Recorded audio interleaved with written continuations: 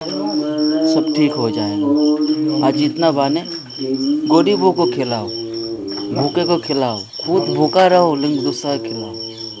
बोले तुम तो तुम्हारे एक ही जन्म को देख, मैं तेरा 7 जन्म को जानता है।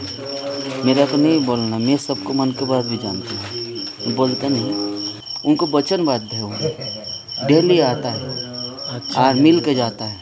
भोले बाबा भी डेली आता है, मिल के जाता है। ये वरदान दिया भोले बाबा ने मन को।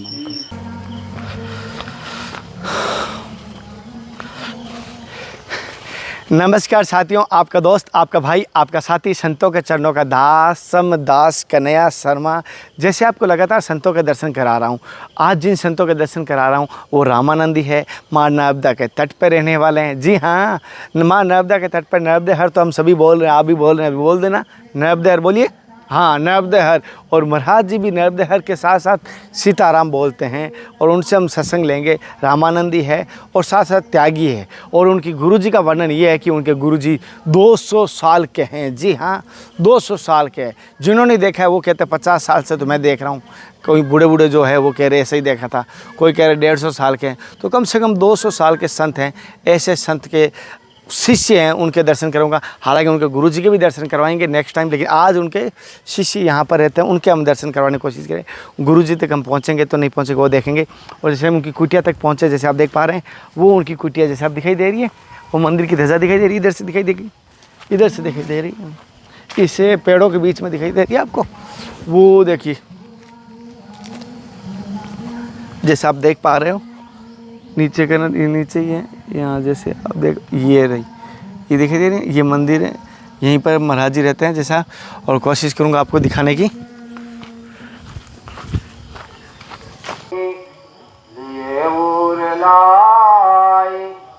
बैठे हराती सजाया सुपाई, सीताराम सीताराम सीताराम सीताराम। लगे हुए बोले बड़े गुरु भाई शंकराचार्य,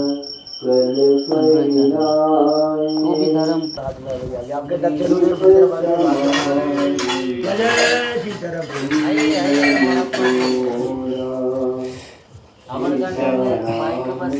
सीताराम, राधे राधे। नहीं रखना ऐसी। बाल गोपाल जो है वो होता है देश का एक नींव है। हाँ, नहीं, भविष्य का। तो उसको नींव से उसका अच्छा शिक्षा दोगे तो आगे जाकर अच्छा बनेगा। इसलिए नींव से अच्छे धर्म को शिक्षा देना चाहिए, पढ़ाना भी चाहिए, सब कराना चाहिए। तो सरकार इस तरफ से करना चाहिए। अभी जोगी मोदी है, वो चाहे तो कर सकता है। और देखो ऐसे चर्चा भी चल रहा है, संतों भगवान लोग बोल भी रहे हैं गीता को राष्ट्रीय पुस्तक बनाओ, वो सब चल रहे हैं। आज सब युवा एक साथ हो जाएगा, बन जाएगा सब।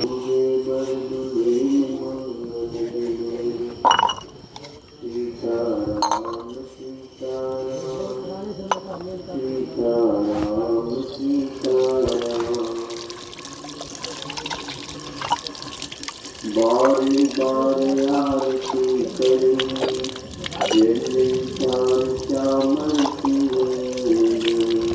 महाराज जी थोड़े गुरुजी के बारे में थोड़े बताइए, क्योंकि आपके गुरुजी के जैसे वर्णन सुन रहा हूँ तो ऐसा लगता है कि दर्शन का अभिलाषा है कि वो राम जी की कृपा से होगा, मैं राम जी की इच्छा से होगा। लेकिन थोड़ा आपके मुखारबिंद से गुरुजी का थोड़ा महत्व बताइए। देखो, मैं भी गुरु मास के पास मेरा जहाँ तक मतलब अनुभव है, गुरु मास के अभी मैं भी अभी यहाँ से 10-12 साल हुए अमरकंटक क्षेत्र में गुरु मास के साथ। तो यहाँ का आदमी बताते हैं गुरु मास अभी से 50 साल पहले जैसा था, अभी वैसा ही। और गुरु मास अभी पूरा भारत पहले भ्रमण किया था, हर जगह में। हिमालय में भी 10-12-15 साल हिमालय में था, वो कन्हा किसी जंगल में 10-15 साल था, सब जगह में था। पहले गुरु महाराज अभी पहले 50-60 साल तो गुरु महाराज इतने एक लेंगुट पहन कर रहते थे, कभी वो भी नहीं रहता, शरीर में वस्त्र नहीं रहता है। भगवान के भजन में इतना लीन हो जाता है।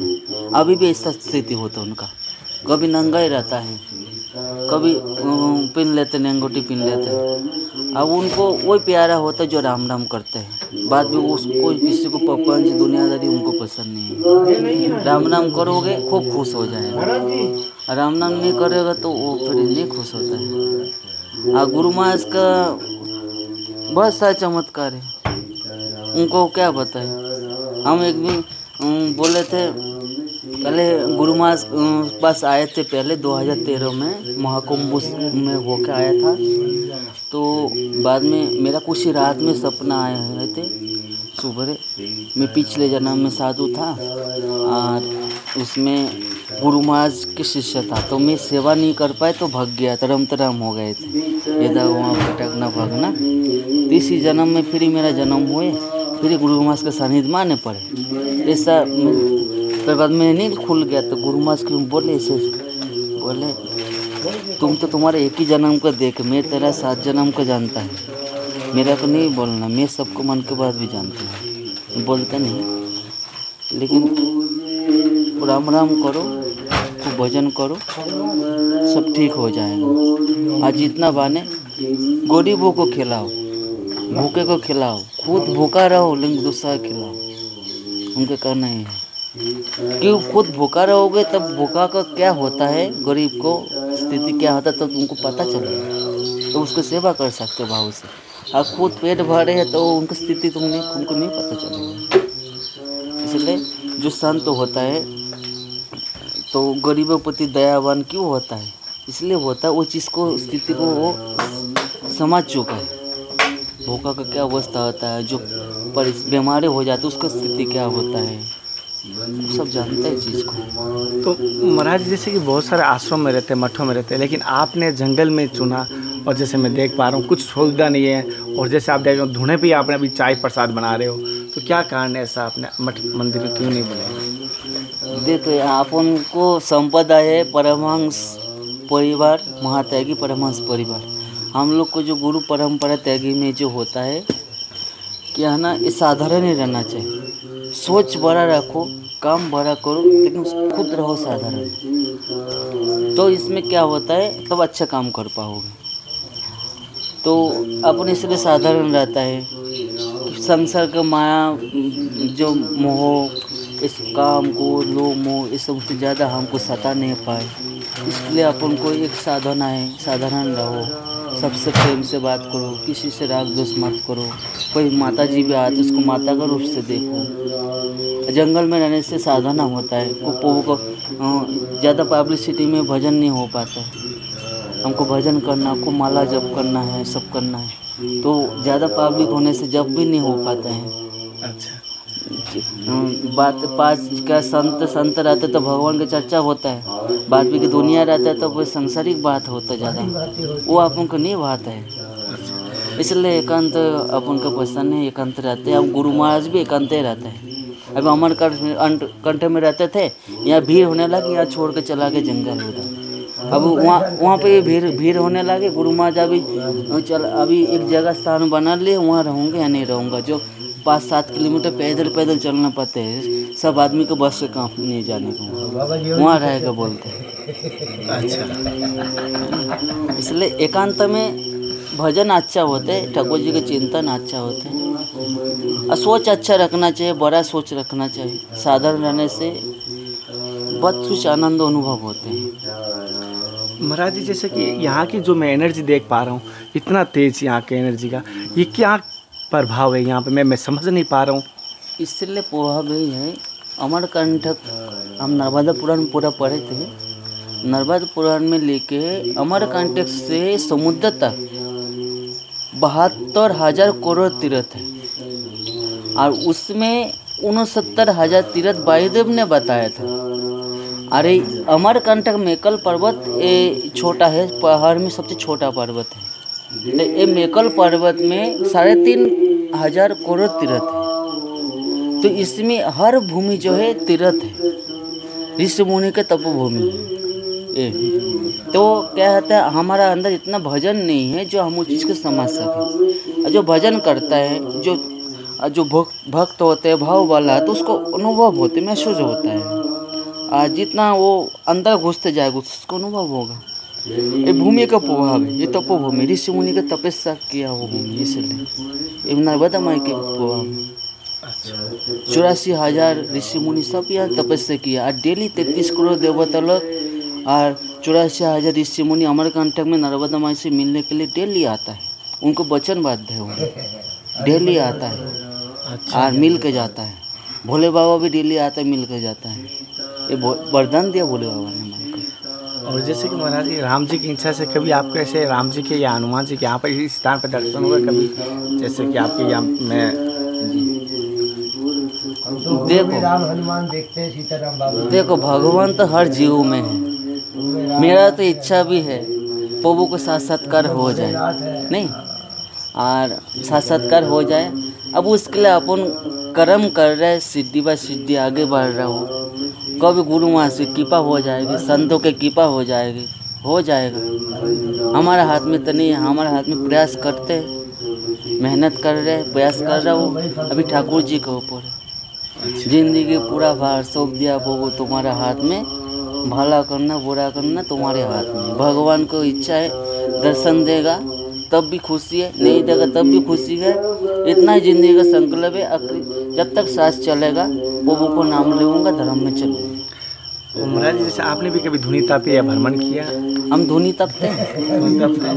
अभी कौन सी चल रही है? हमारा सप्त धुनी चलेगा, धुनी तपते हैं, भस्मी लगाते हैं। हाँ अच्छा। और तीर्थ स्थान गए थे कि परिक्रमा करने गए?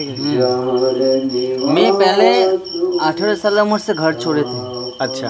हम पहले घर से निकले थे पहाड़ में तपस्या करना है, दार्जिलिंग चला गया था। दार्जिलिंग में पहाड़ है, जंगल में चला गया था और 10 दिन बिना पानी पी के, बिना खाना खा के 10 दिन पेड़ का नीचे ओम नमः शिवाय करता रहा। जंगल में शेर भी आया, बाघ भी आया, सब जानवर आए मेरे सामने, लेकिन कोई कुछ किया नहीं मेरे को। तो बाद में वहाँ से दार्जिलिंग पे भूख प्यास लगी, पहले बार साधना का शुरुआत हुआ, तो मैं बोला दार्जिलिंग तरफ जाओ सिटी में, तो फिर कुछ अच्छा एक जगह में किसी को भगत के पास रुकेगा कुछ दिन, फिर शरीर अच्छा मजबूत बन जाएगा, फिर ही चलेगा जंगल। इसी भाव से फिर गया था। उसी बाद में क्या हुआ, एक हफ्ता किसी के एक नेपाली आदमी बहुत हुआ, नेपाली आदमी संगत हुआ, तो वो बोलते भाई बोलते चलो हमारा घर में। तो उस घर में एक हफ्ता रहा, फिर वहाँ से मैं चला गया था सिक्किम से फिर कुछ दिन रहा, भजन किया। उसी वो चला गया था भूटान से फिर चला गया था चीन। उसी प्रकार 6 साल पूरा भ्रमण करता रह गया, गुवाहाटी, तिनसुकिया, मेघालय, अरुणाचल, बेंगलोर, ये तो पूरा भ्रमण करता रह गया। बाद में आखिर में मैं सोचे अरे इसी में भी नहीं होगा तो मैं 1 लाख रुपए जमा करता हूँ और एक मंदिर बनाऊंगा, वहाँ भजन करेगा। ये जंगल कहाँ तक भटकेगा। कभी 10 दिन ये जंगल में रहते थे, 10 दिन वो जंगल में रहते थे। 15 दिन बाद में मन विचलित हो जाते, 15 दिन तक बैराग रहते, बाद में बैराग उतार जाते थे। तो बाद में फिर नागपुर में गया तो 6 महीना एक पान ठेला में काम में लगे थे 1500 रुपये में। हमें 1 लाख रुपए जमा करना है किसी हाल में हमको। तो वहाँ पे 6 महीना बाद में एक भगत मिले, बोलो अरे चलो जबलपुर में नर्मदा किनारे एक बाबा रहता है, वो कुटी में कोई नहीं, आप चलो वहाँ मंदिर बना है, कहाँ पड़े 1 लाख 2 लाख रुपए का जमा चक्कर में। तो उसके साथ तुरंत मैं निकल के जबलपुर आए थे। तो वहाँ पे 5 साल था, भिक्षा मांग के परिक्रमावासी की सेवा करते थे। इस टाइम में हर अमावस पूर्णिमा में भिक्षा मांगते थे और इतना कोटा हो जाते थे 15 दिन का, कितने 50 जना आ जाए, 40 जना आ जाए, पूरा हो जाते थे। तो परिक्रमावासी जाते थे, सबको सेवा करते थे। तो वहाँ कोई संत मूर्ति था, वो बोले हमको नर्मदा पुराण करने की इच्छा है बाबा, इसमें तेरा पानी याद डालना है। तो मेरे को नर्मदा पुराण करना है। हम बोले ठीक है गुरु महाराज, हो जाएगा। भिक्षा करके आश्रम चल रहा है तो वो भी भिक्षा करेगा तो पुराण भी हो जाएगा। तो फिर गांव में बोले कोई गल्ला दे दिया, कोई कुछ दे दिया, ये नर्मदा पुराण करवाए। अब इससे 15 साल पहले नर्मदा पुराण करने पर मेरा मन में उच्चाटन हो गया, हमको नहीं रहना है, तपस्या करना नर्मदा किनारे।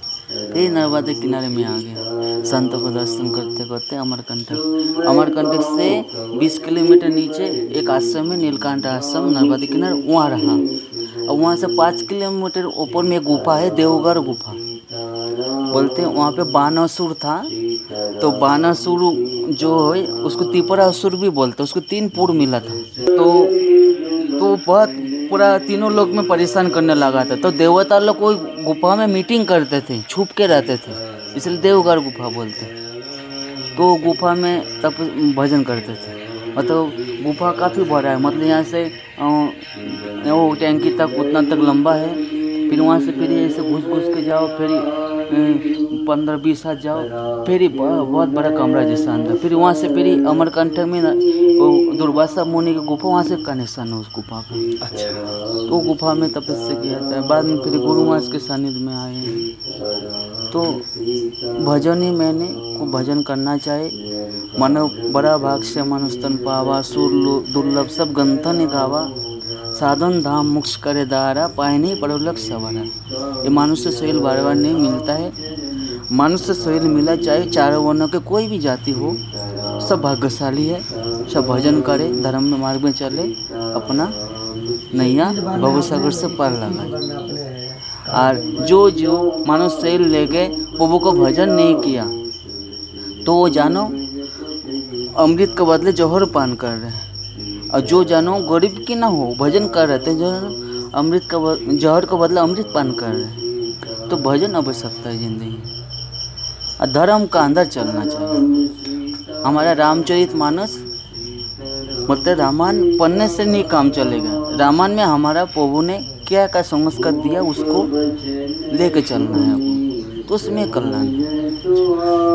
दूसरा कोई विकल्प नहीं है। अभी अपना मनमुखी विकल्प कुछ भी बना ले, अभी नाना पंथ भी निकल गया, ये सब ठीक है, लेकिन मेरे अपना मुख्य धर्म वही है, सनातन धर्म ही मेन है। इसी धर्म से सब धर्म को उत्पत्ति है। इसलिए हम लोग सनातनी है, हम लोग का कर्तव्य इसको निभाओ, खूब धर्म को प्रचार करो, राम राम करो, इसमें कल्याण होगा। और गुरु महाराज है, वो तो परमांश मूर्ति है, उनमें भगवान में कोई अंतर नहीं है ना। तो जैसा हमारे रामायण के राम जी के चरित्र, उसी को गुरु महाराज के चरित्र है, सेम टू सेम होता है, उसका अमल करते हैं। वो भी दूसरा को धर्म के मार्ग में चलो, राम राम करो, माता पिता सेवा करो, समाज के कल्याण करो, वही शिक्षा देता है। आज जितना महापुरुष लोग को वही शिक्षा दिया, अलग अलग ज्ञान द्वारा समझाए सबको तरीका अलग अलग तरीका है, लेकिन धर्म तो वही है, भगवान। सीताराम, कोई भूल चूक या बहुत समझ के माफ़ कर देना मेरे महाराज। ऐसे संतों के दर्शन पाता रहूँ बस। साथियों, जैसे कि महाराज जी के मैंने आश्रम के दर्शन करवाए, महाराज जी से सत्संग लेने की कोशिश की, और विशेष तौर पर महाराज जी के गुरु जी की जैसे बात चली थी, दर्शन की अभिलाषा है। राम जी कब इच्छा पूरी करते हैं, राम जी की इच्छा से ही होगा सारा कुछ। और राम जी जिस दिन कृपा करेगी उस दिन मैं उनका दर्शन भी कराऊंगा। लेकिन मुझे विश्वास है मेरे गुरु कृपा पर, राम जी पर, कि मुझे दर्शन अवश्य होंगे। धन्यवाद।